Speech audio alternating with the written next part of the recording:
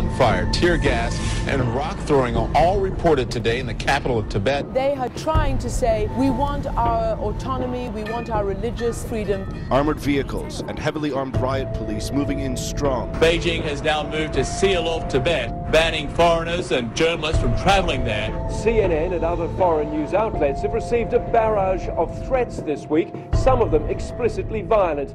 People all over the world have unmistakably understood, seen and heard the voice for freedom. If there is an injustice, you have to raise the voice. And bearing injustice in itself is a crime. And you have to fight. Absolutely, he's monitored by the intelligence, by the government. Always his phones are tapped. But in Tibet, once you protest, like, you risk your life. With the young generation of Tibet, will never give up.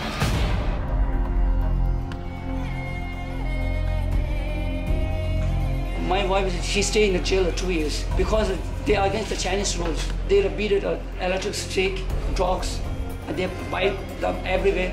After 2 years, she escaped from Tibet.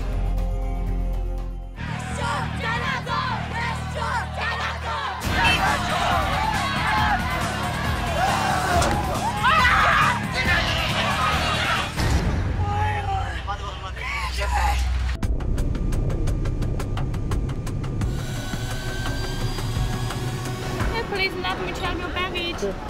Where are you going? We're sightseeing. Thank you, sir.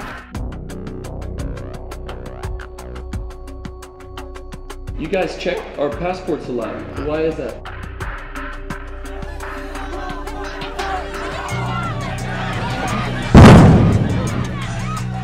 Which regions are tourists currently not allowed to go in? Naba. That was Z, he's just called. He's sending us a contact to Machu, and then he's working on Abba, but he says it's very tight. He said be very careful and don't do anything stupid.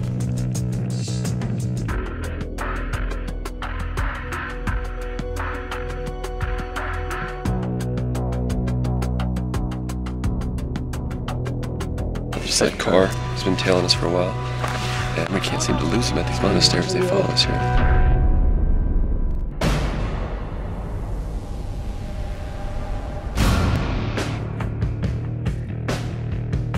The police in Lingsha checkpoint, they're not letting us even leave this area. Call the U.S. Embassy, he said.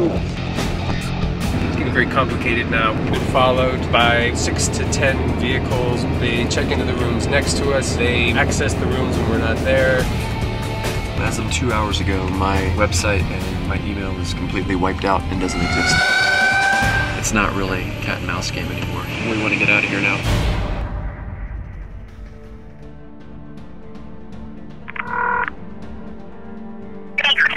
I just wanted to let you know that I'm having problems with my email. Thousands and thousands of pings on my website, and that's what shut it down.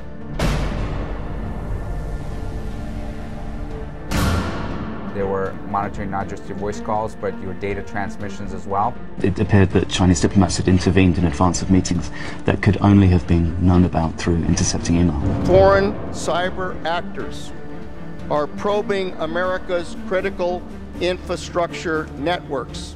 We cannot look back years from now and wonder why we did nothing in the face of real threats to our security and our economy.